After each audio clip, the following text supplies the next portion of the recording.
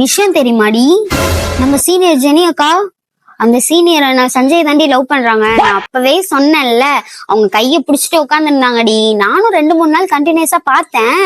3ஆவது நாள் கண்டுபிடிச்சிட்டேன், கமிட்டட் தானே. இதெல்லாம் எப்படி நீ கண்டுபிடிக்கிற? எல்லாம் இன்ஃபர்மேஷன் வந்துரும்டி. அதுவும் நம்மள மீறி லவ் பண்ண முடியுமா? யார் யாரு கண்ணாலே பேசுறாங்க, யார் யார் ஜாடியில பேசுறாங்கன்னு 2 நிமிஷத்துல கண்டுபிடிச்சிட மாட்டோம். அதுலதான் நம்ம PhD முடிச்சவங்களாச்சே.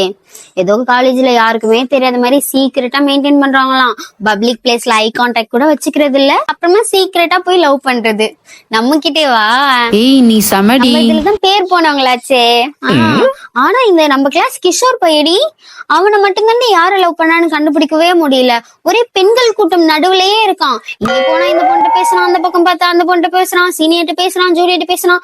ஐயோ, பொண்ணு கூட மட்டும் தாண்டி பேசுறான் அவன். சரி, நம்ம இன்ஸ்டால போய் ரிசர்ச் பண்ணலான்னு பார்த்தா எந்த ப்ரொஃபைல் போனாலும் மியூச்சுவல்ல இருக்காண்டி. அவனை தாண்டி கண்டுபிடிக்க முடியல. அப்போ உன் ஆளு பிளே பாய்னு எப்போ கண்டுபிடிச்சிருப்பிய, இன்னுமா பிரேக்கப் பண்ணல? என்னடி சொல்ற? நண்பர்களே, அசையாத மரம் ஒன்று உய்ந்தது கீழே.